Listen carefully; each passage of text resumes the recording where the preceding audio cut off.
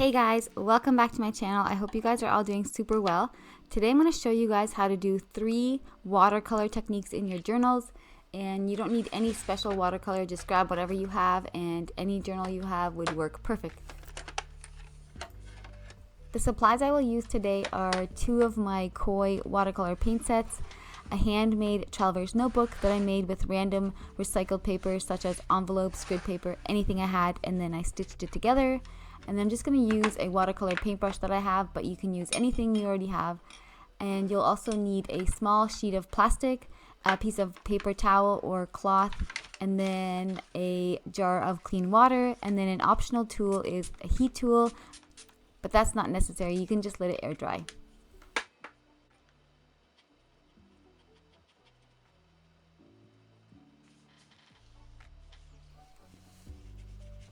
The first technique I will show you today is basically just grab any color that you choose for your journal page and then apply the paint to a dry page. And I always try to match my pages, so I already had a tiny little insert on the page that was kind of like a greenish color, so I just chose a paint that would sort of match that color.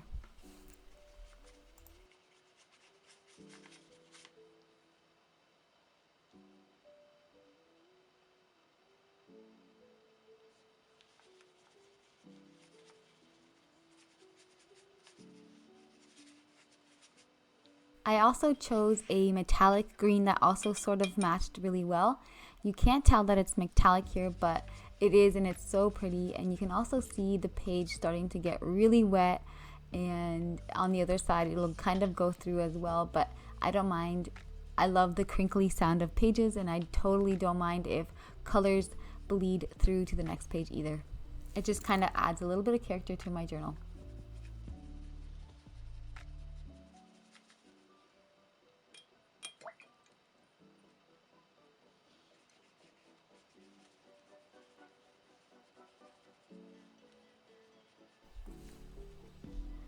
I just keep adding paint until I feel like it's done, but you really just can go forever and you can add as much or as little as you want. It's really just whatever you prefer in your journal.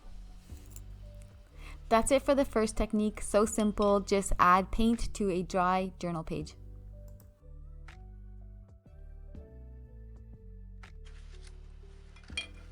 For the second technique, you're just going to need a small recycled sheet of plastic. Oftentimes I use my sticker packaging or a piece of acetate, anything that you have basically that's plastic, and then just paint a little bit of paint on there, any pattern you want, and then dab it onto your sheet, and you're going to find these really unique little patterns, and it's going to look so pretty and completely different than any other technique.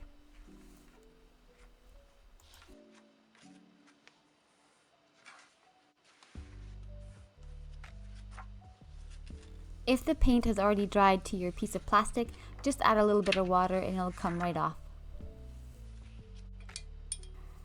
You can use this same technique with the plastic by using your markers and then coloring it and adding a little spritz of water and dabbing it onto your journal pages. I have a brand new video that also shows you how to do this technique with markers. I'll link it down below, and it's definitely one to check out as well. I use that trick probably the most in my journals, and then this one with the paint. That's it for the second technique. So basically just grab a little piece of plastic, paint it with some watercolor, and then dab it onto your sheet.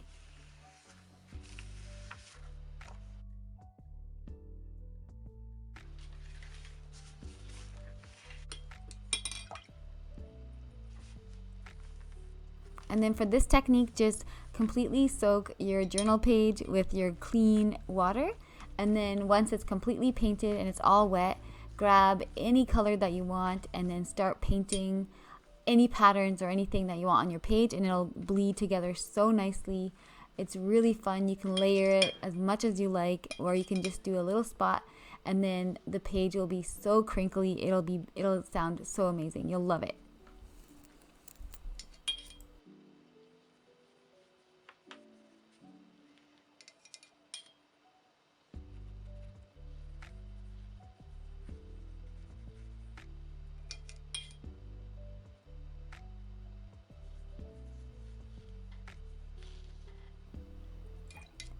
Here you can see that the paint is already blending so well together, and you can also see that it's just soaking right into the page, which is awesome.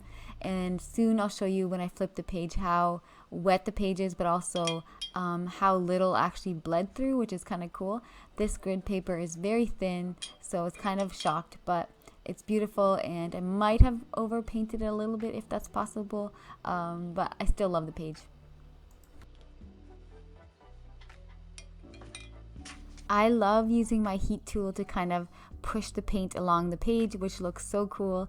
It leaves like these really unique patterns and just gorgeous. You're never going to have a page that looks exactly the same with these techniques, and here you can see how well it like just pushes along the page. It looks so cool.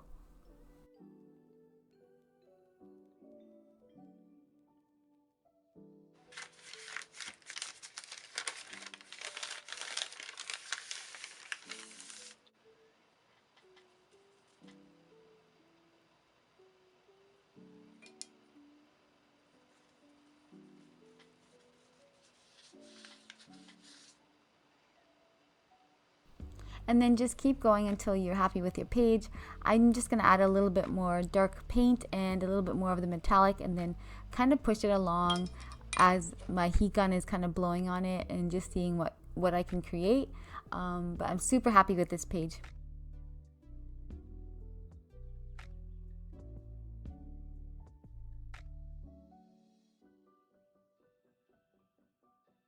And I cannot get enough of that sound with the crinkly pages. It sounds so good, and it is worth soaking your entire journal page for just that sound.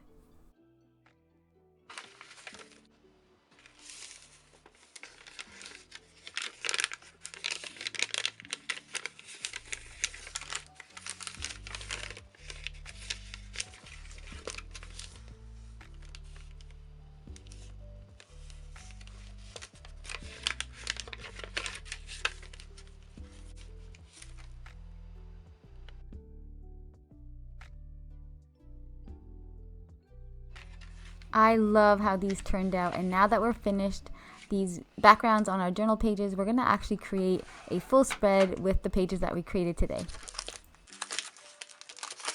I remembered I had these 4x6 cards with little birds on them, and I thought they would match really well with the background, especially since the bird is yellow and then the leaves are all the same kind of tone of green. And then I also have a matching die cut set that also has a whole bunch of the birds and the leaves and things like that, so they would match just so great with the page, especially with the metallic and the green. And I'm just going to choose a whole bunch of different random ones so I can play with the layouts. So since my journal is only 8 inches by 4 inches, which is the regular traveler's notebook size, the 4x6 photos and cards are a little bit too big, so I just kind of cut it down to size so that I can make it a little bit easier to open and close. And I'm actually going to make this into a tip-in, which I love, and I'm going to journal on the back of it as well. The back of the 4x6 card is just a little too plain, so I wanted to use one of my stamps, and I had this really cute bird set stamp, and I'm just going to do a few test stamps on a piece of copy paper, and then I'm going to color it with my watercolor just to make sure I like it before I go in on the details on the actual journal.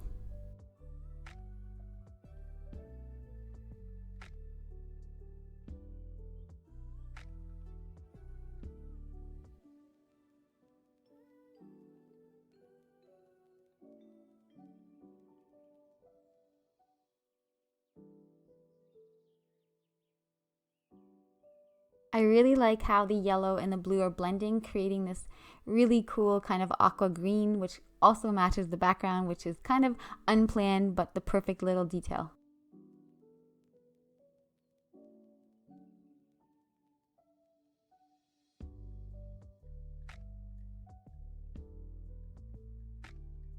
And then I'm just going to go in with my ballpoint pen and start journaling. I personally prefer to use cursive as the writing. I love the look of it, and it's just so much easier to write than print on a piece of paper. And then here I'm just going to add a few little stamps before I start journaling in on the background. I really don't mind covering the entire background with my journaling. That's the whole point, to get my thoughts and everything out onto the page. And I just think it looks awesome with a background that's really fun and covered, and then having your writing on top of it. Also, I want to mention the reason I always choose a ballpoint pen to journal with is because I use a lot of watercolor, markers, and acrylic paint in my journaling, and the ballpoint pen is the only one that doesn't get wrecked with all those materials and mediums. So that's the reason why I always choose to go with the ballpoint pen. And it does sometimes get kind of like messy and kind of go on to the next page, but I really don't mind. I think it looks great, and it's very, very affordable, and I don't wreck anything, so it's perfect. So now that the large tip in and the little pocket I created are in and all the journaling is done, I'm just going to use some of my die cuts that I think match the best with the page and kind of do a few different layouts to see whatever I think looks the best before I actually glue it down or staple it in.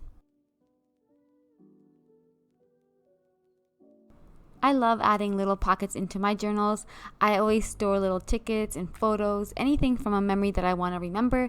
And as I journal about it, and when I flip back through the journals later, I can just take everything out, and then the whole day will come back to me. So I definitely recommend adding little pockets into your journals as well.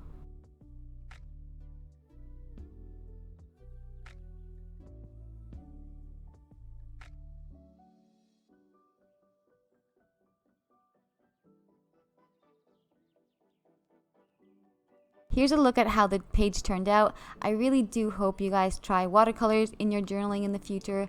It's one of my favorite mediums, and I definitely recommend it. I hope you guys got a little bit of inspiration from this video. Thank you so much for watching. Don't forget to subscribe, and I'll see you guys next week with a brand new video. Have a great weekend, guys. Bye!